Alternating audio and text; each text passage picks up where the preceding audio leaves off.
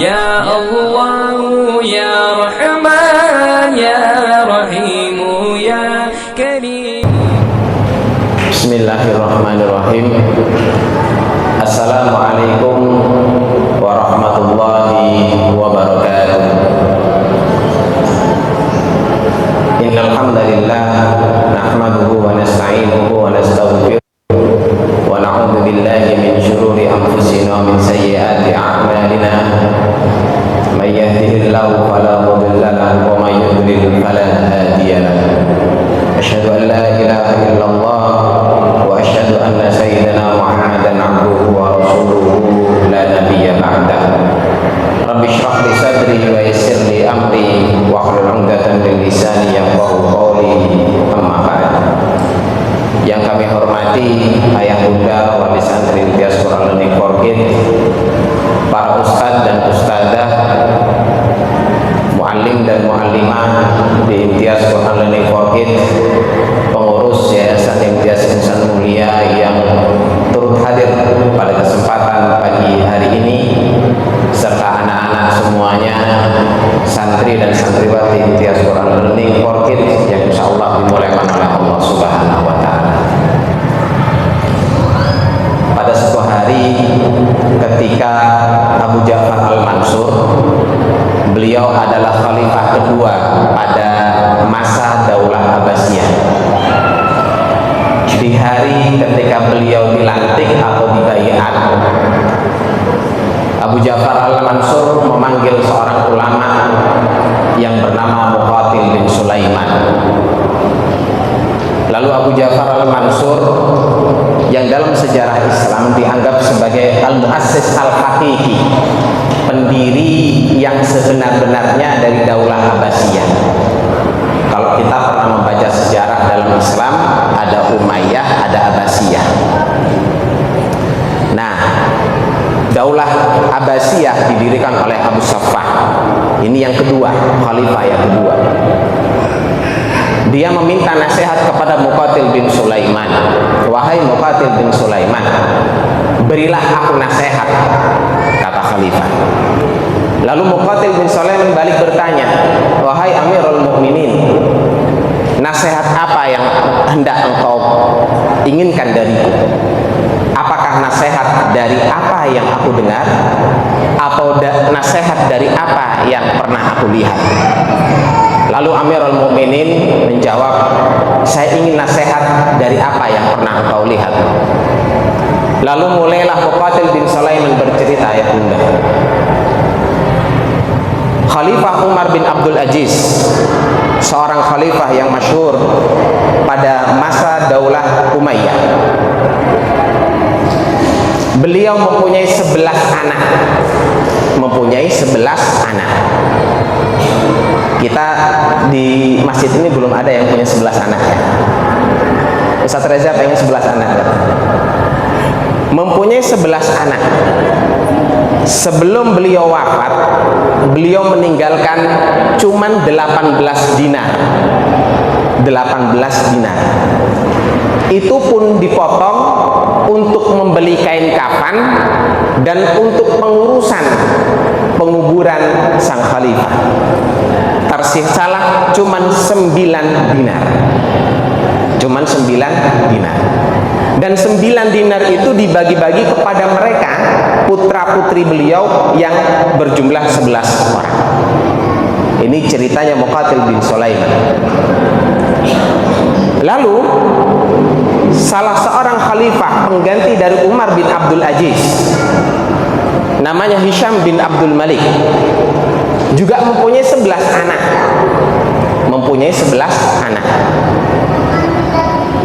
Dan sebelum Hisham bin Abdul Malik wafat, masing-masing anak diwariskan 1 juta dinar.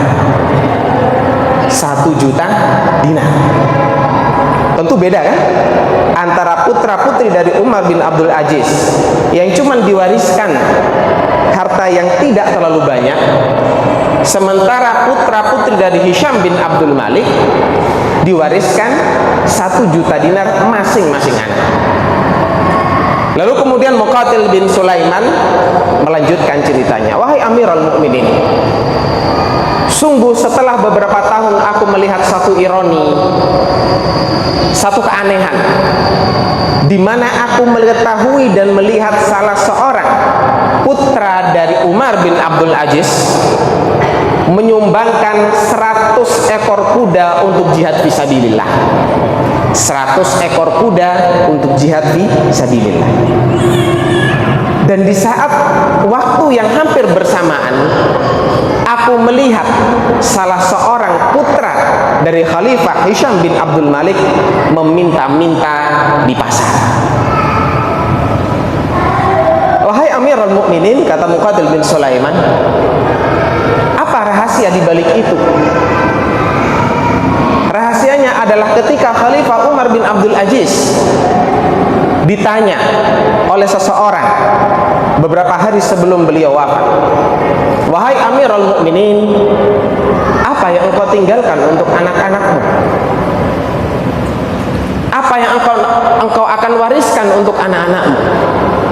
Lalu Khalifah Umar bin Abdul Aziz kala itu menjawab, aku hanya bisa mewariskan ketakwaan. Aku tidak bisa mewariskan harta, kedudukan, jabatan, dan strata sosial. Bagiku harta itu menjadi cukup manakala Allah memberikan anugerah kepada anak-anakku. Setidaknya dengan bekal takwa yang aku bekalkan, yang aku wariskan kepada mereka, akan memanfaatkan harta, benda, dan segalanya untuk kebaikan. Dan kalaupun di masa depan ia berbuat keburukan, ia berbuat kejelekan, ia berbuat kemungkaran, setidaknya aku tidak mengajarkan kepada mereka keburukan, kemungkaran, dan kejelekan. Kisah yang tadi itu menjadikan Khalifah Al-Mansur tercengang dan menjadikan pembelajaran bagi dia. Maka dalam sejarah Islam tercatatlah Khalifah Al-Mansur menjadi seorang khalifah, salah seorang khalifah dalam daulah Bani Abbasiyah, khalifah yang berhasil membangun daulahnya, membangun kerajaannya. Ayah bunda yang dirahmati oleh Allah Subhanahu wa ta'ala, setidaknya ada dua hal yang mungkin menurut kita kontradiktif, tapi marilah kita manfaatkan dengan sebaik-baiknya. Bahwa harta tidak akan pernah bisa menjamin kehidupan kita hari ini dan kehidupan anak-anak kita di masa depan. Saya tidak mengatakan harta itu tidak penting, dan kita juga pasti dalam kehidupan kita dan pasti dalam pola pikir kita tidak pernah mengatakan harta itu tidak penting. Harta itu penting. Tapi jangan sampai kita mempunyai mindset atau pola pikir kalau dengan harta pastilah aku, anak-anakku, keluargaku akan bahagia. Tapi yang bisa menjadikan jaminan untuk kita dan anak-anak kita adalah ketakwaan kepada Allah Subhanahu wa ta'ala. Ingatlah ketika Nabi Yakub didatangi oleh malaikat maut. Lalu kemudian ini direkam oleh Allah dalam Quran surat Al-Baqarah. Ketika Nabi Yakub bertanya kepada anak keturunannya, ayat Allah bilang begini, a'udzubillahi minasyaitonirrajim, am kuntum syuhada idh hadara yaqubal maut idh qala li banihi ma ta'buduna min ba'di. Tidaklah engkau hadir ketika malaikat maut akan menyebut Nabi Yakub. Lalu Nabi Yakub cuma bertanya satu hal pada anak-anaknya ketika anak-anaknya berada di sekeliling Nabi Yakub. Apa yang ditanyakan? Ma ta'buduna min ba'di. Wahai anak-anakku, apa yang akan engkau sembah kelak setelah aku meninggal? Engkau akan menyembah apa kelak ketika aku sudah akan tinggalkan kalian semuanya? Jadi yang ditanyakan ma ta'buduna mim ba'di.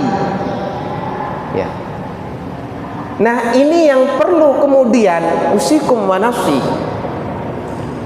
Ini yang perlu kemudian kita tancapkan dalam mindset kita, dalam pola pikir kita.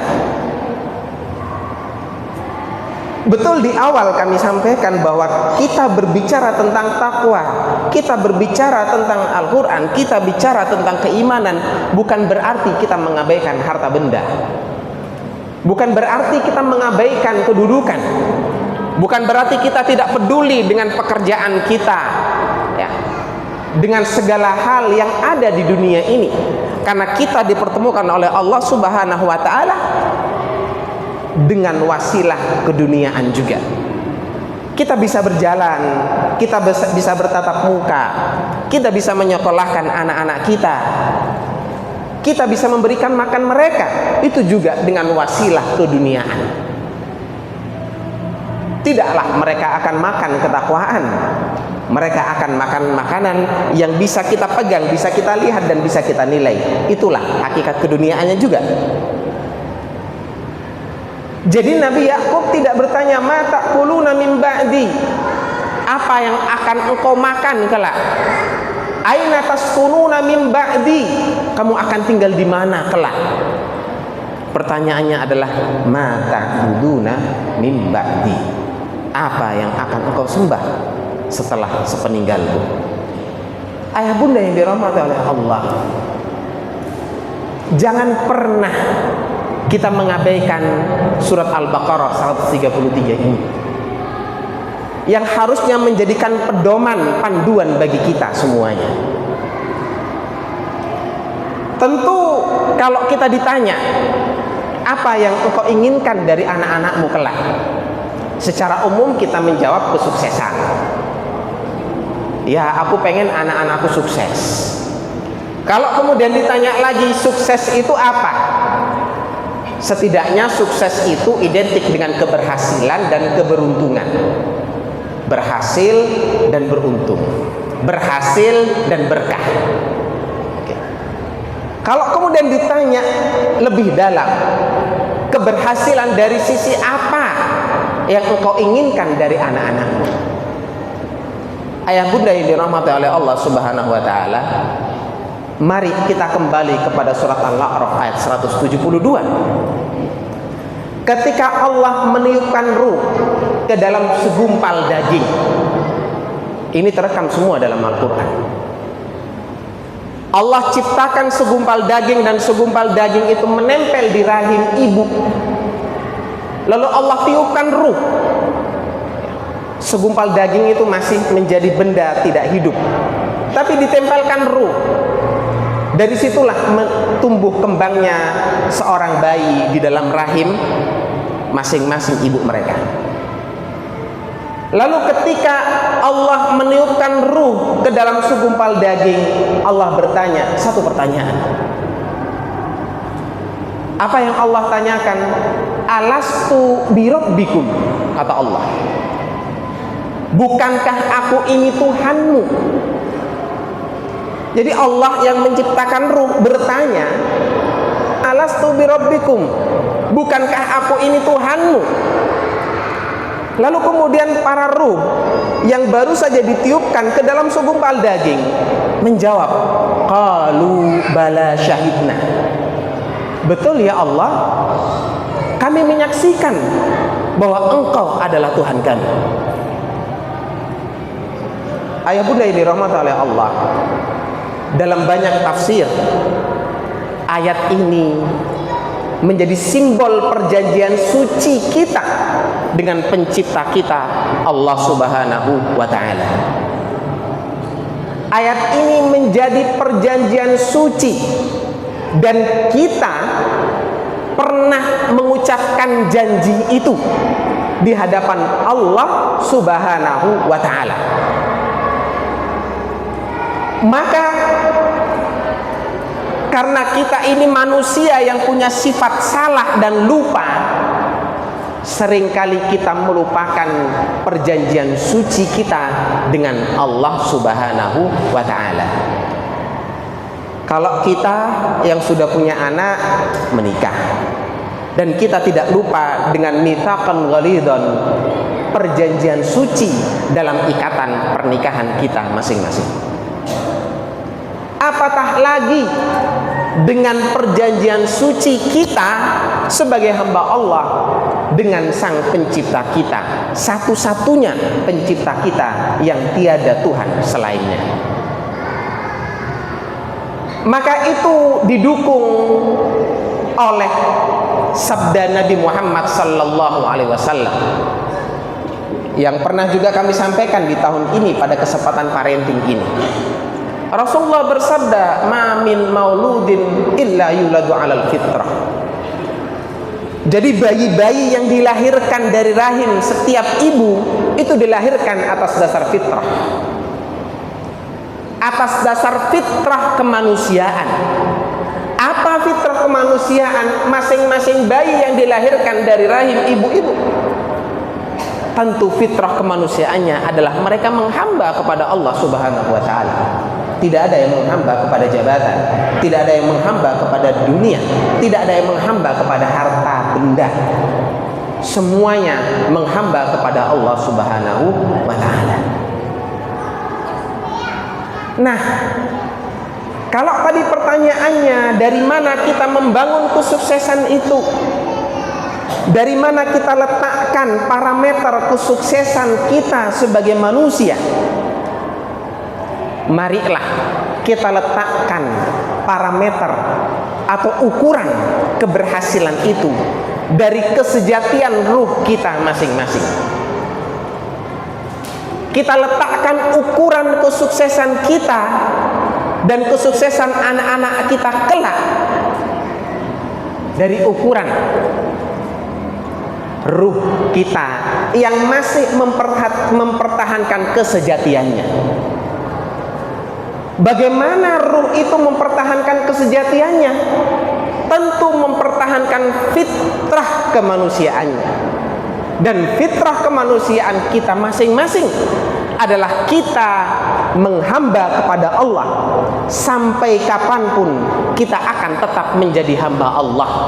Sampai kapanpun Allah adalah Tuhan kita. Sampai kapanpun, dalam keadaan seperti apapun, kita tidak akan pernah bisa meninggalkan ataupun mengingkari fitrah kemanusiaan tersebut. Sampai kapanpun, menjadi apapun kita,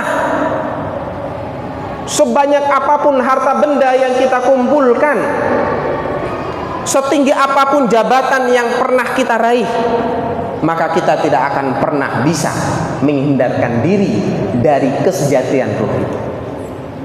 Maka ayah bunda yang dirahmati oleh Allah, dari mana kita bangun kesuksesan? Mari kita letakkan ruh sebagai panduan dalam memberikan pendidikan kepada anak-anak kita. Ibarat satu bangunan ayah bunda yang dirahmati oleh Allah, yang mesti kita perhatikan ketika kita akan membangun sebuah bangunan, rumah, gedung, masjid dan seterusnya. Pastilah kita membangun pondasi. Sekuat apapun pondasi tersebut, itu akan mempengaruhi sekuat apa bangunan yang berada di atasnya. Mustahil kita ingin membangun bangunan setinggi 3 lantai, pondasinya cuma sedalam 1 meter, itu mustahil. Jadi mau membangun, contohlah mau membangun masjid ini, yang harus diperkuat adalah pondasi dulu yang menghujam ke tanah. Yang kita tidak pernah melihat pondasi itu sekarang. Pondasi itu nggak terlihat. Yang kita lihat adalah kemegahan masjid ini dengan tiang-tiangnya yang indah, ya, dibalut dengan kaca-kaca yang bersih, ada AC-nya, ada tulisannya yang begitu indah, ada lampu juga yang begitu indah. Subhanallah. Tapi tentu kita berpikir ayah bunda, bahwa ini mustahil bisa berdiri kokoh tanpa adanya pondasi yang menghujam ke dalam tanah. Mustahil ini akan kuat diterpa dengan angin badai yang cukup kencang tanpa adanya pondasi yang menghujam ke dalam tanah. Cuman sayangnya pada hari ini, karena kita sudah dinina-bobokkan dengan materialisme, kita hanya terpaku dan terheran-heran dengan apa yang kita lihat. Kita berfoto, lalu kemudian kita kagum dengan keindahan sebuah bangunan, ya, dengan nilai estetika bangunan tersebut. Tapi kita jarang mengingatkan dalam diri kita bahwa di balik itu ada pondasi yang menjadi inti dari bangunan tersebut. Maka ayo kita perhatikan pondasi kita dan anak-anak kita. Pendidikan, mohon maaf, pendidikan bukan hanya sekedar tulisan di atas kertas. Pendidikan bukan hanya sekedar pengakuan dari orang lain. Karena sejatinya ayah bunda yang dirahmati oleh Allah, di dunia ini nggak ada yang pintar, di dunia ini nggak ada yang kaya. Yang ada hanyalah orang yang mengaku dirinya pintar, mengaku dirinya kaya, atau dianggap pintar dan dianggap kaya oleh orang lain. Sejatinya tidak ada yang kaya dan tidak ada yang pandai di atas muka bumi ini. Yang ada adalah satu, mungkin ia dianggap kaya atau dianggap pandai oleh orang lain. Atau dua, dia menganggap dirinya kaya atau menganggap dirinya pandai. Karena semuanya adalah titipan dari Allah Subhanahu wa ta'ala. Semuanya adalah bagian daripada takdir Allah yang menempel kepada diri kita dan kepada anak-anak kita kelak. Dan Allah bisa ambil kapan saja Allah menghendaki. Ayah bunda yang dirahmati oleh Allah, maka mari bangun kesuksesan kita dan anak-anak kita dengan pendidikan ruh, dengan mendidik ruh kita dan anak-anak kita. Ada tiga hal dalam diri kita.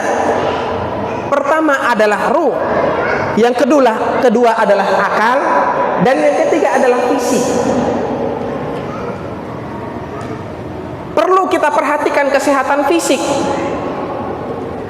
supaya kita bisa berjalan, supaya kita bisa berbicara, supaya kita bisa belajar, supaya kita bisa bekerja, dan seterusnya. Itu membutuhkan kesehatan fisik yang prima. Tangan yang sehat, mata yang sehat, telinga yang sehat, gigi yang sehat, dan seterusnya. Ya, gigi bolong saja sedikit itu sudah menjadikan tangan juga nggak sehat, kepala juga nggak sehat, kaki juga nggak sehat. Kenapa?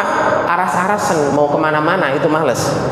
Padahal cuman bolongnya sedikit, ya, yang membuat gigi cenat-cenut. Ya. Nah, maka perlu kita perhatikan fisik. Kita didik fisik anak-anak kita. Kita beri makanan yang bergizi, makanan yang menyehatkan, kan begitu. Lalu kemudian kita ajak mereka untuk berolahraga dengan segala bentuknya. Mungkin ada di antara kita yang rajin mengajak anak-anak kita berenang, atau rajin mengajak anak-anak jogging, dan seterusnya. Maka kesehatan fisik itu perlu. Dan kesehatan akal itu juga wajib kita perhatikan, agar anak-anak kita itu bisa memikirkan bagaimana masa depan kelak. Dan akal ini pada masing-masing anak kita tentu berbeda-beda. Maka pendidikan di zaman modern ini, Stephen Covey kalau nggak salah mengenalkan 7 macam kecerdasan, yang masing-masing anak kita dan kita sendiri mempunyai kecerdasan yang berbeda-beda. Ada yang kecerdasan kognitif, kinestetik, kan begitu katanya. Artifisial, maka ada di antara kita yang sukanya moto. Ada di antara kita yang lebih suka berada di depan meja lalu mengerjakan pekerjaan-pekerjaan yang bersifat teknis. Tapi ada di antara kita yang lebih suka bekerja di lapangan outdoor. Ya. Dia mungkin menjadi entrepreneurship, businessman yang dia keliling kemana-mana, jualan kemana-mana, menawarkan produk kemana-mana. Ada mungkin yang lebih interest, ya, yang lebih interest pada hal-hal yang bersifat teknologi. Maka mereka bekerja misalnya di Pertamina, bekerja misalnya di PLN, bekerja misalnya di pabrik bagian teknisi, dan seterusnya dan seterusnya. Yang itu ayah bunda yang dirahmati oleh Allah Subhanahu wa taala, itu implan dalam diri kita masing-masing. Itu sudah tertanam dalam diri kita masing-masing. Kecenderungan masing-masing anak di antara kita berbeda-beda tentunya. Ya. Yang saya sering mendengar kisah, entah dari senior kita, sakjane anakku itu pengen tak lebokno karena beliau dua-duanya ASN, tak lebokno nang PNS. Wis dibela-belai masuk karena tentu mempunyai mempunyai jalur-jalur lah gitu kan, ya, mempunyai jalur-jalur yang lebih cepat. Tapi qadarullah, walaupun bapak ibunya PNS, anaknya tidak ikut jadi PNS. Ada bapak ibunya yang ingin anak-anaknya mengikuti jejaknya jadi bisnismen, ya, jadi entrepreneur.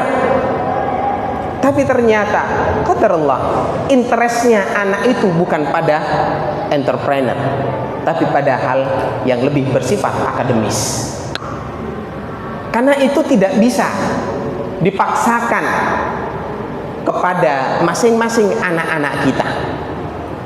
Saya sendiri pun, dan tentu ayah bunda juga punya pengalaman yang setidaknya hampir sama lah, ya. Ayah saya itu almarhum itu penjahit, dan cukup terkenal dulu penjahitnya. Tapi saya dan kakak saya tidak ada yang bisa melanjutkan usaha atau upaya bapak saya. Dan itu jamak kita dengar, dan banyak kita dengar di dalam kehidupan kita masing-masing. Itulah kenapa akal kita ini bisa berbeda-beda, ya. Karena kemampuan akal, nalar kita, logika kita, narasi yang dibangun atas dasar akal itu berbeda. Tapi walaupun begitu, pendidikan akal penting. Saya katakan pendidikan jasmani atau pendidikan fisik itu penting, pendidikan akal itu juga penting. Tapi yang lebih penting dari itu semuanya adalah pendidikan ruh. Pendidikan ruh yang itu kita diberikan beban oleh Allah, kita diberikan tanggung jawab oleh Allah, kita diberikan amanah oleh Allah untuk mendidik ruh kita dan mendidik ruh anak-anak kita. Dengan apa mendidik ruh mereka? Dengan apa mendidik jiwa mereka? Bagaimana the first tools, alat yang paling utama untuk mendidik ruh anak-anak kita? Tentu ayah bunda yang dirahmati oleh Allah Subhanahu wa taala, marilah kita kembali kepada wahyu yang pertama kali diturunkan oleh Allah Subhanahu wa taala kepada nabi kita Nabi Muhammad sallallahu alaihi wasallam. Apa yang Allah perintahkan kepada nabi kita melalui malaikat Jibril? Allah memerintahkan kepada Nabi Muhammad melalui malaikat Jibril, "Iqra ya Muhammad."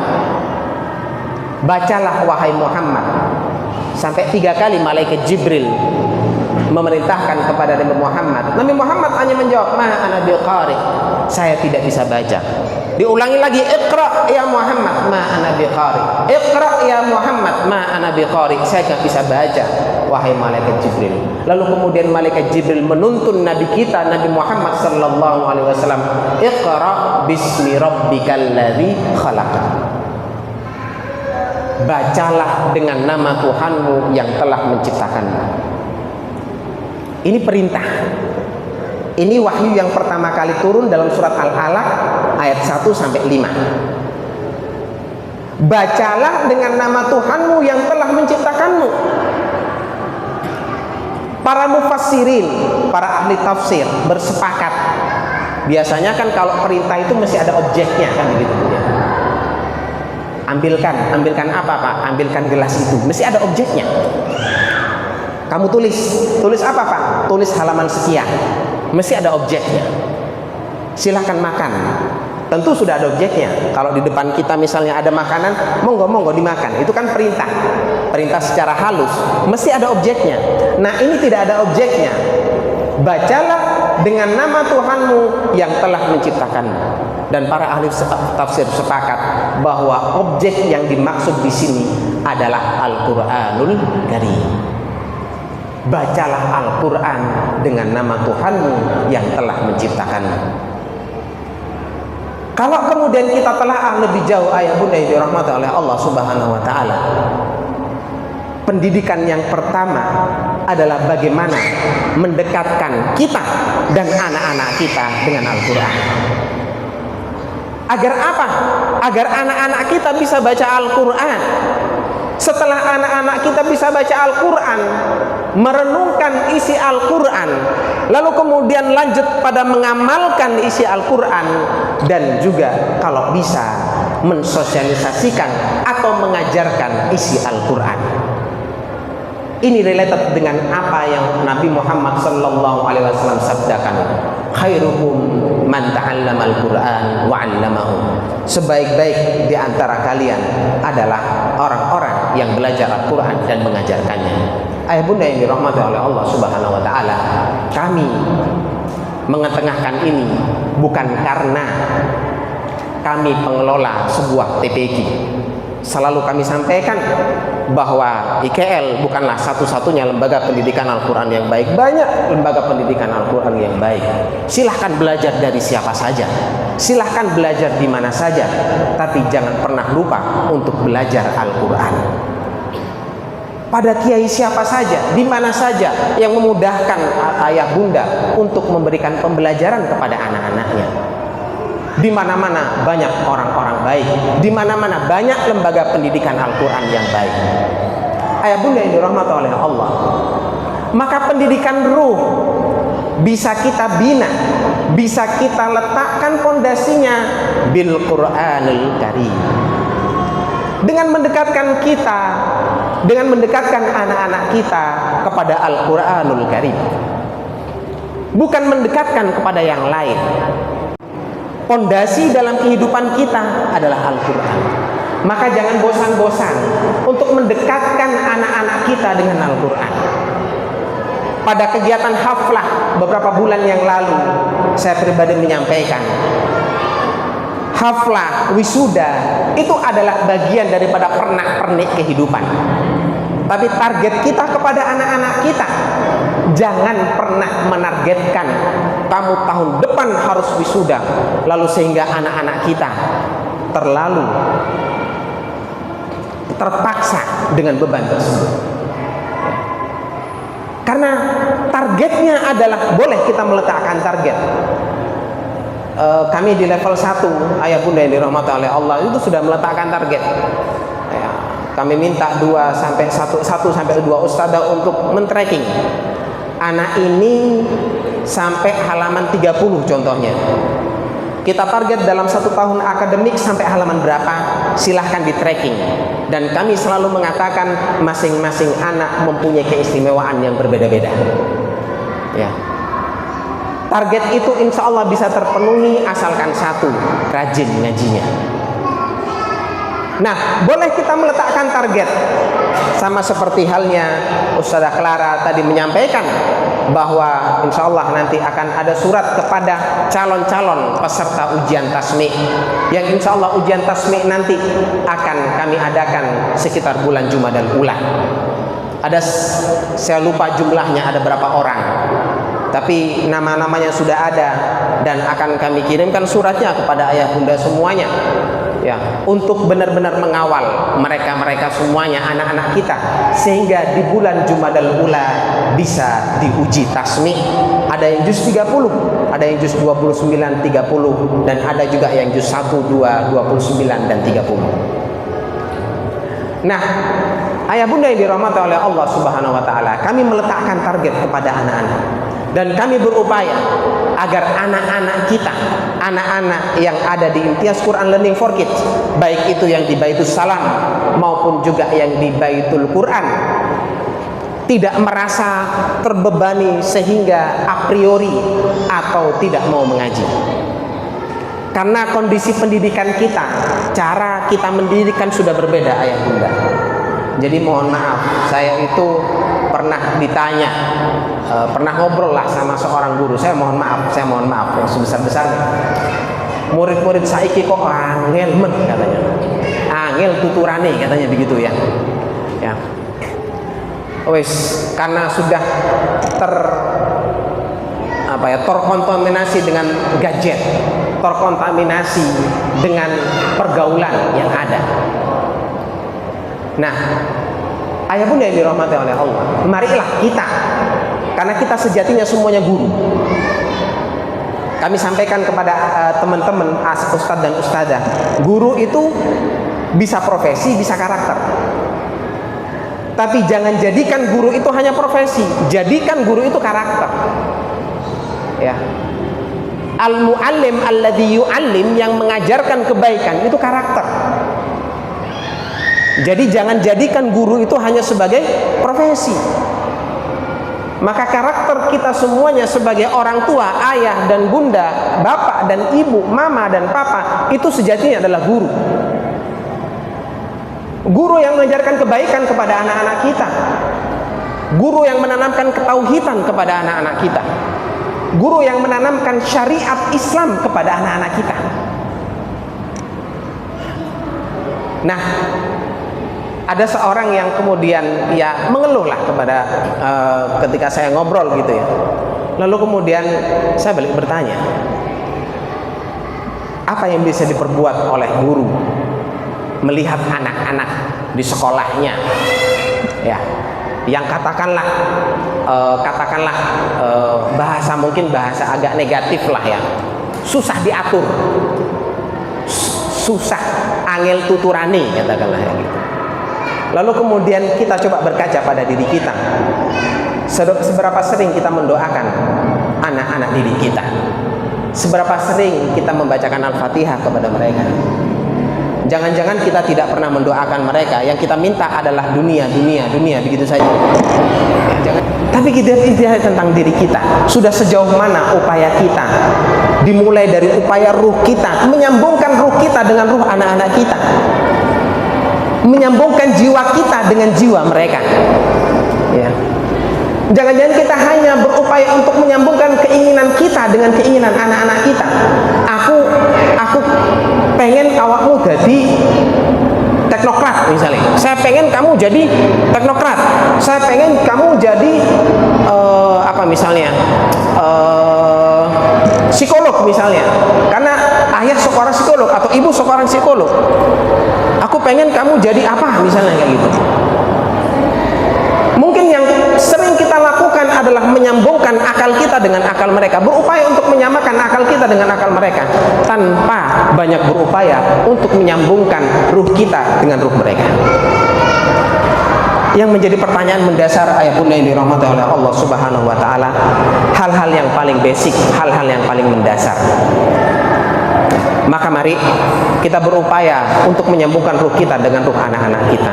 Tentu dengan memperbanyak dialog, tentu dengan memperbanyak percakapan, tentu dengan memperbanyak muhawarah. Jangan tinggalkan anak-anak kita sendirian, ya, ramai tapi sendiri.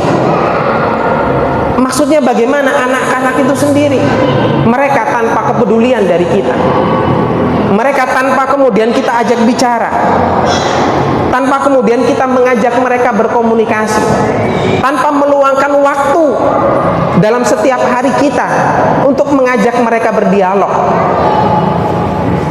memberikan mereka itu pendidikan yang baik, itu adalah dengan cara dialog. Dan dialog yang paling penting itu adalah dialog ayah, bunda, bapak, ibu, mama, papa dengan mereka. Bukan dialog guru di kelas atau di sekolah, bukan. Bukan dialog guru, bukan yang paling penting. Yang paling penting adalah dialog papa, mama, bapak, ibu, ayah, bunda dengan mereka di rumah. Ajak mereka untuk ngobrol, ajak mereka untuk berdialog. Ya. Karena memang metode pendidikan itu sekarang berubah.